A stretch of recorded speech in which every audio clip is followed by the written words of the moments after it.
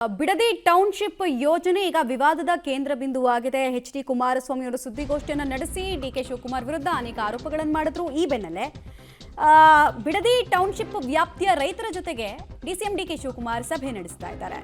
ಕುಮಾರಕೃಪಾ ರಸ್ತೆಯ ಸರ್ಕಾರಿ ನಿವಾಸದಲ್ಲಿ ಈ ಸಭೆ ಆಯೋಜನೆಯಾಗಿದೆ. 1 ಎಕರೆ ಜಮೀನಿಗೆ ಪರಿಹಾರದ ಜೊತೆಗೆ 1 ಸೈಟ್ ಕೊಡುವಂತೆ ಬೇಡಿಕೆಯನ್ನ ಬಿಡದಿಯ ರೈತರು ಡಿಸಿಎಂ ಡಿ.ಕೆ. ಶಿವಕುಮಾರ್ ಮುಂದೆ ಇಟ್ಟಿದ್ದಾರೆ.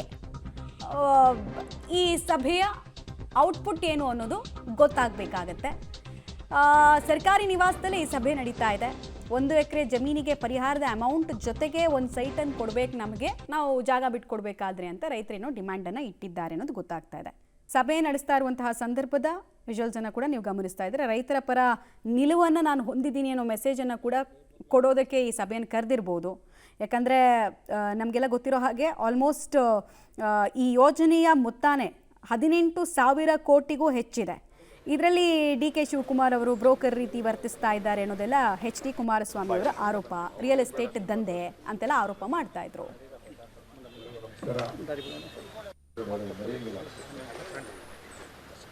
ಇವತ್ತು ಪ್ರಮುಖವಾಗಿ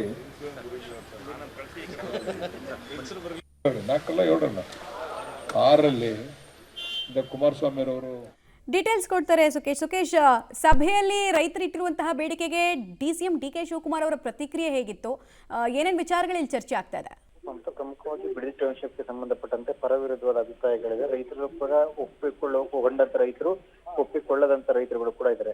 ಸಹಜವಾಗಿ ಈ ವಿಚಾರದಲ್ಲಿ ದೇವೇಗೌಡರು ಮತ್ತು ಕುಮಾರಸ್ವಾಮಿ ಆಡಿದಂತ ಮಾತು, ಅನಂತರ ಆ ವಿಚಾರದಲ್ಲಿ ಡಿಸಿಎಂ ಡಿ.ಕೆ. ಶಿವಕುಮಾರ್ ಮತ್ತು ಕುಮಾರಸ್ವಾಮಿ ಅವರ ನಡುವೆ ನಡೆದಂತ ವಾಕ್ಸಮರ, ಇವೆಲ್ಲವೂ ಬಳಿಕ ಇವತ್ತು ರೈತರ ಜೊತೆ ಮತ್ತೊಂದು ಮಾತುಕತೆಗೆ ಮುಂದಾಗಿರುತ್ತೆ. ಇಲ್ಲಿ ರೈತರು ತಮ್ಮ ಅಭಿಪ್ರಾಯ ಬಹುತೇಕರು ಅಂದ್ರೆ ಜಾಗವನ್ನ ಕೊಡ್ಲಿಕ್ಕೆ ಅಥವಾ ಜಮೀನನ್ನ ಕೊಡ್ಲಿಕ್ಕೆ ಒಪ್ಪಿರುವಂತ ರೈತರು ಅದರೊಂದಷ್ಟು ಡಿಮ್ಯಾಂಡ್ಗಳು, ಅಂದ್ರೆ ಸೈಟ್ ಕೊಡಬೇಕು, ಕೇವಲ ಪರಿಹಾರ ಅಲ್ಲ, ಸೈಟ್ ಕೊಡಬೇಕು ಅನ್ನುವಂತ ಬೇಡಿಕೆಯನ್ನು ಕೂಡ ಇಟ್ಟಿದ್ದಾರೆ. ಅವೆಲ್ಲವೂ ಕೂಡ ಸರ್ಕಾರ ತೀರ್ಮಾನ ಮಾಡುವಂತದ್ದು, ಏನೆಲ್ಲ ಕೊಡ್ಬೋದು, ಎಷ್ಟು ಸಾಧ್ಯತೆಗಳು ಇದಾವೆ ಅನ್ನೋದು ಈಗಾಗಲೇ ಒಂದು ಮಾನದಂಡ ಇರುತ್ತೆ.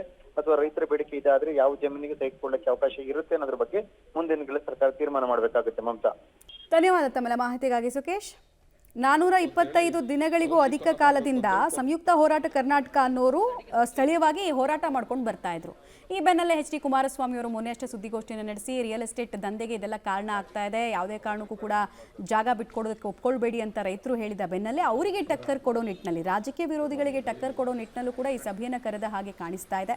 ಸಭೆಯಲ್ಲಿ ಆಲ್ಮೋಸ್ಟ್ ಎಲ್ಲ ರೈತರು ಇದ್ದಾರೆ ಅಂತ ಹೇಳೋದಕ್ಕೆ ಬರಲ್ಲ, ಬಟ್ ಕೆಲವರನ್ನ ಕರೆಸಿ ಅವ್ರ ಮುಖಾಂತರ ಮಾತುಕತೆಗೆ ಅಂತ ಹೇಳಿ ಪ್ರಯತ್ನ ಪಡ್ತಾರೋದು ಸ್ಪಷ್ಟ.